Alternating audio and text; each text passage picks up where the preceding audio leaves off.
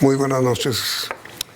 El Estado y las demás víctimas de la estafa que habría cometido la Unión Temporal Centros Poblados recuperarán buena parte de los 70.000 millones de pesos que se perdieron bajo la administración de la doctora Karen Abudinen como ministra de las TIC.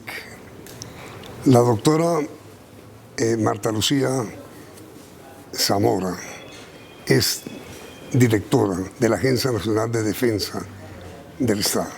Es nuestra invitada de esta noche. ¿Cómo es el asunto, doctora Marta Lucía? Gracias por aceptar esta invitación. Gracias, Yamid, muy amable por esta invitación. Bueno, la Agencia de Defensa Jurídica del Estado viene actuando dentro de en los diferentes procesos que se llevan en el caso de centros poblados. Ha venido actuando como representante de la víctima, en este caso el Ministerio de la Tecnología de las Comunicaciones y el Fondo. Y eso significa pues actuar en las audiencias, presentarle a la Fiscalía nuestras observaciones respecto de las diferentes decisiones que hasta este momento se han tomado o digamos los acuerdos a los cuales se han llegado. Sí. Y nuestra presencia también está encaminada a la recuperación de los recursos, especialmente eso es una de nuestras funciones primordiales como representantes del Estado. Pero ya ha logrado la agencia que Emilio Tapia y compañía acepten reintegrar parte de lo que estaba extraviado? Bueno, digamos que ese no es un logro de la agencia, esto es el curso normal de un proceso que se adelanta ante la Fiscalía, en la Fiscalía Anticorrupción de Bogotá, y esto significa que en cada uno de los casos la Fiscalía ha dispuesto una imputación en la cual fija el monto del reintegro. No, perdón, tal vez... Reintegro. No, hice mal la pregunta. Ajá. La corrijo.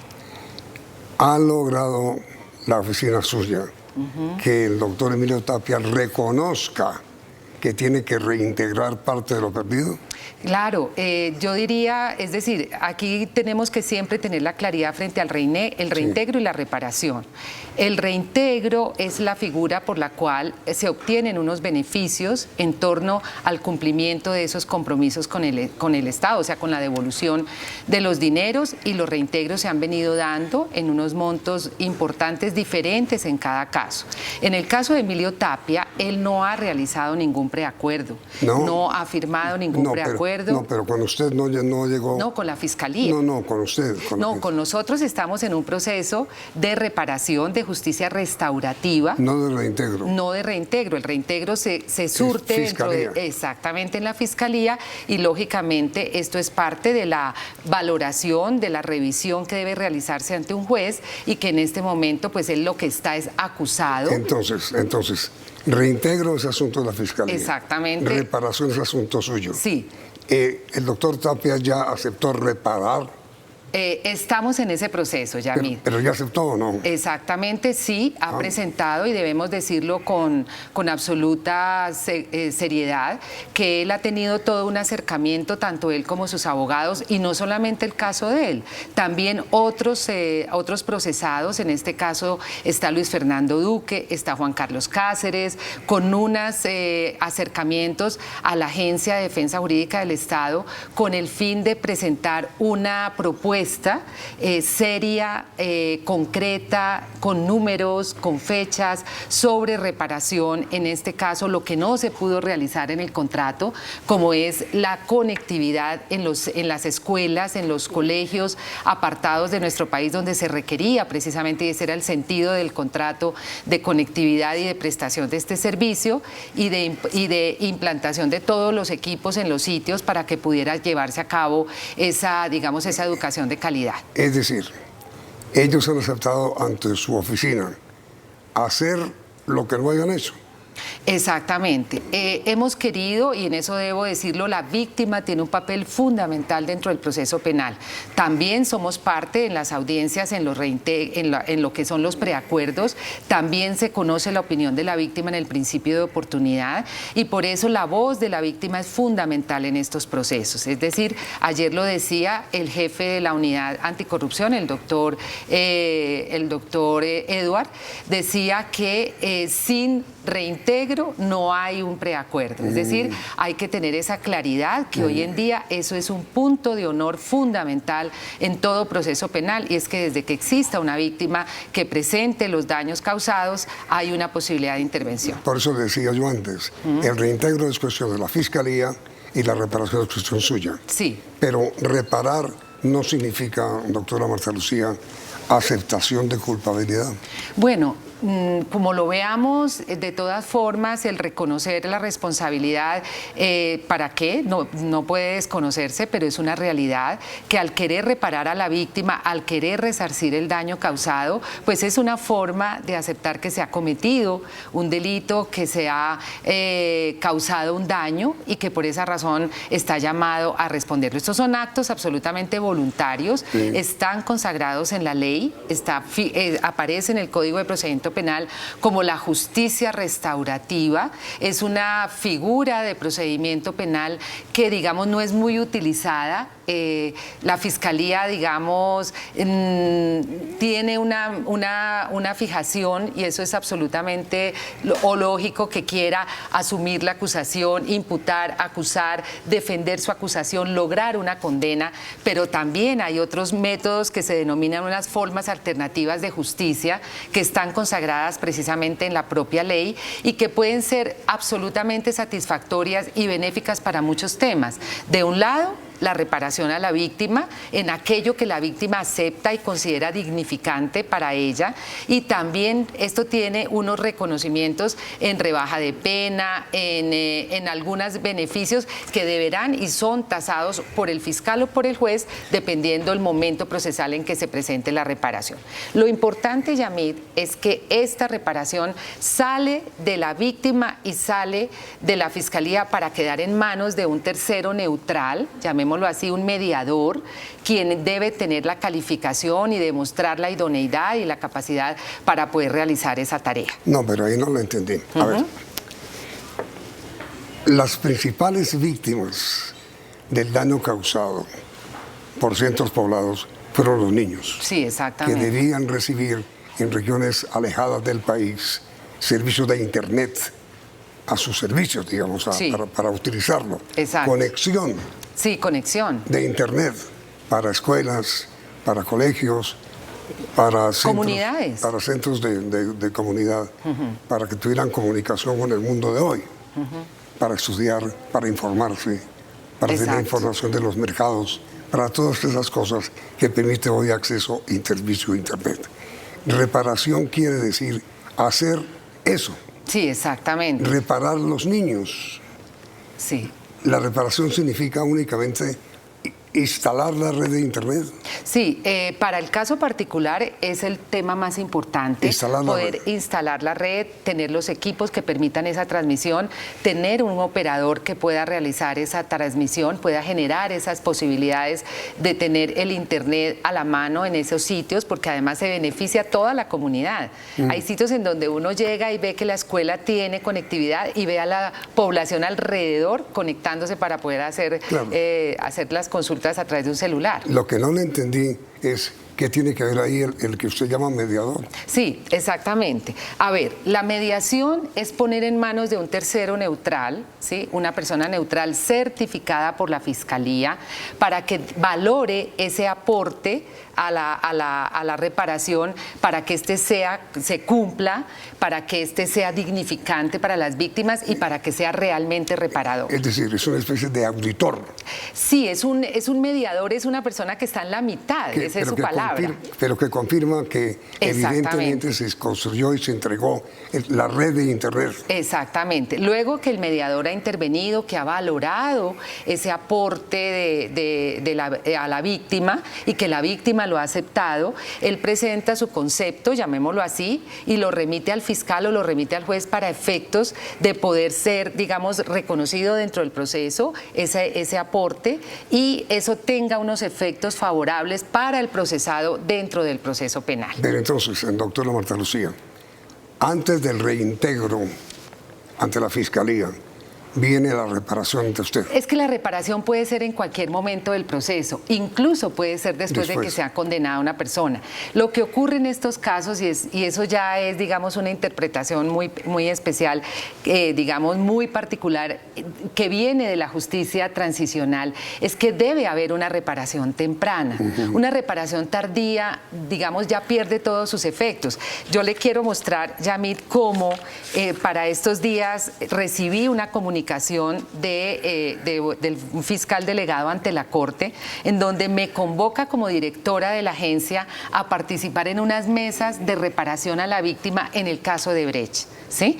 Miren el momento en que estamos ahora, cuando ya este proceso lleva muchos años, donde ya se han dado las condenas, donde ha terminado en muchos casos, para ahora sí preocuparnos por la reparación a la víctima. Por eso, esto no es una cuestión, el tema de la justicia restaurativa, es un tema novedoso, llamémoslo, porque queremos aplicarlo en la realidad, novedoso no porque aparece en el código, está aquí en la ley 906 de 2004, pero lo importante es que genera una visión verdaderamente restauradora para la víctima con beneficios para el proceso penal, para los procesados.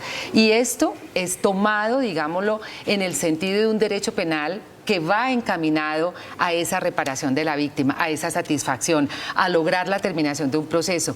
Mire el caso del cartel de la contratación en Bogotá. ¿Sí?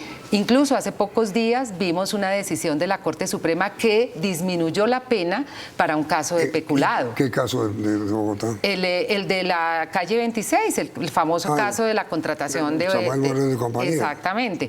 En un caso como esos, la parte lógicamente, de justicia, o sea, los tres componentes, verdad, justicia y reparación, deben tener un equilibrio, ¿sí? Entonces, justicia, se logró las condenas, la imposición de unas condenas, pero igual puede suceder por el camino disminución de la pena, obtención de la libertad, pero eso debe ir aparejado de una realidad que es la reparación real a la víctima, concreta, cuantificable, con un compromiso serio que permita tener la seguridad de que se va a cumplir.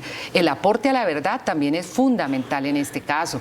Hemos escuchado todos que Emilio Tapia tiene información adicional, tiene información, él debe aportarla, es un deber de él hacerlo, también es un acto voluntario, nadie puede obligarlo a eso, pero él debe ser consciente que el aporte a la verdad es fundamental. Es decir, delatar. Sí, exactamente. Él, al parecer, tiene información. A sus cómplices, o no cómplices, no soy juez, a sus compañeros de sociedad. Sí, exactamente. Ha pasado en el caso, hay un principio de oportunidad que está en trámite. En el caso de Juan José Laverde, él ha ofrecido ser testigo en contra de otras personas y por lo tanto eso tiene un valor importante dentro del proceso para efectos de la disminución de la pena, de la suspensión del proceso, de la suspensión, de la terminación del proceso, perdón, no de la pena, sino precisamente el principio de oportunidad es la terminación del proceso sin imposición de pena. Ahora mire, doctora Marta Lucía, el próximo año entra en vigencia una ley de conciliación que el Congreso de la República acaba de aprobar. ¿Se va a aplicar esta vez?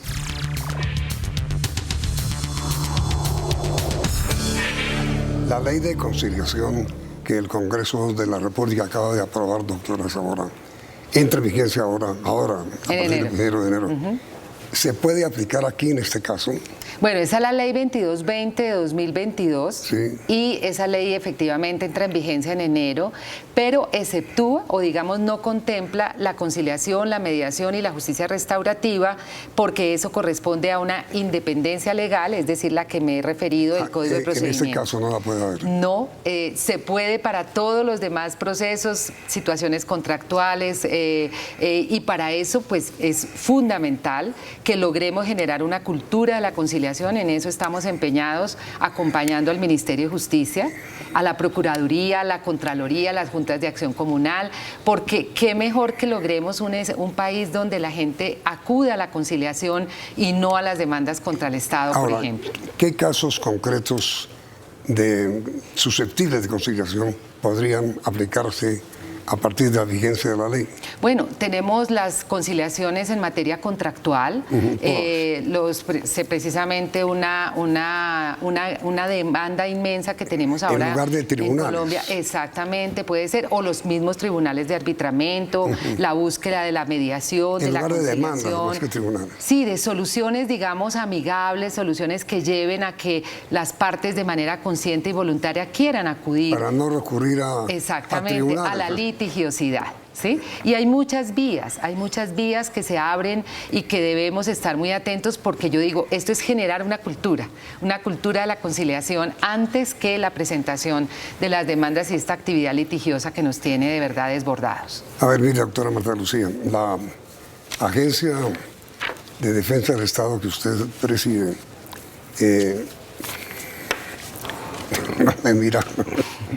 va a recibir de parte de la Comisión Interamericana de Derechos Humanos una cantidad de demandas contra usted. No dicho contra usted, no contra el Estado. Sí, no, en el sistema interamericano tenemos alrededor de 800 demandas. ¿Cuántas? 800, que se encuentran, pues, la gran mayoría en la Comisión Interamericana y unas ante la Corte Interamericana de Derechos Humanos. Este es digamos, uno de los puntos importantes que la agencia ha querido atender con mayor rigurosidad. Y esto significa buscar las soluciones amistosas. Yo me refería a eso en la primera entrevista con Yamid, en la que decía que debemos privilegiar las soluciones amistosas, y así lo hemos hecho en estos 4 meses que cumplo mañana. Pero ¿sabe por qué le pregunto? Porque las agencias de noticias internacionales han informado hoy que es inminente un fallo. No estoy seguro si de la Corte o de la Comisión Interamericana contra el Estado a propósito de la desaparición, del aniquilamiento de la UP.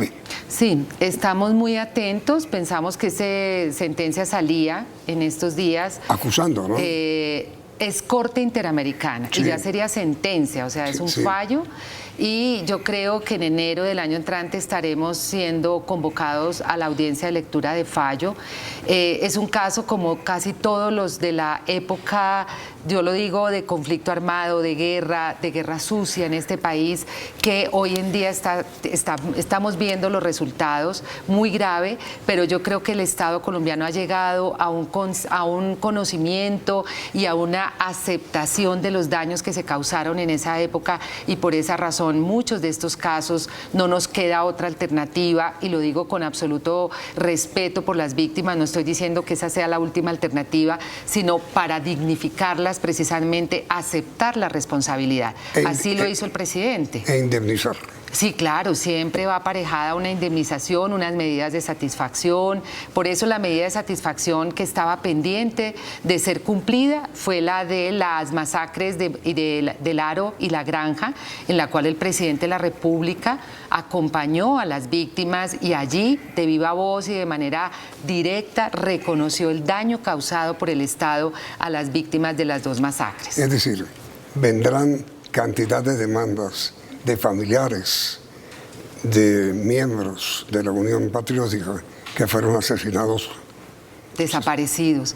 Tenemos muchísimos casos de desaparecidos, y como en 20, 25 años de hechos ocurridos no tenemos ninguna respuesta. Vendrá cantidad de demandas para que se aplique ese fallo. Vendrán cantidad de, primero, demandas y decisiones ya de fondo por parte de la Corte Interamericana. Es muy doloroso, este es un momento muy doloroso como país, pero al cual debemos afrontarlo con la seriedad, con la entereza y con el valor, porque esto es reconocerlo, es absolutamente reparador para las víctimas. Ahora, mire, doctora Marta Lucía, tengo entendido también que la Corte o la Comisión, no estoy seguro cuál de las 2 instancias, pero una de las 2 viene ya con un fallo sobre el bombardeo donde murió Raúl Reyes en donde murieron varios ciudadanos mexicanos que hacían parte de su grupo en las FARC. El Estado ha sido demandado ante organismos internacionales por la muerte de estos mexicanos. Sí. ¿Qué es lo que está pasando ahí? No, ese caso está a nivel de Comisión Interamericana. Hasta ahora, exactamente. Lo estamos atendiendo con mucho cuidado. Efectivamente, se trata de ciudadanos mexicanos que se encontraban en ese sitio. Son 4 ciudadanos mexicanos, 4 jóvenes que se encontraban allí, que murieron en el bombardeo.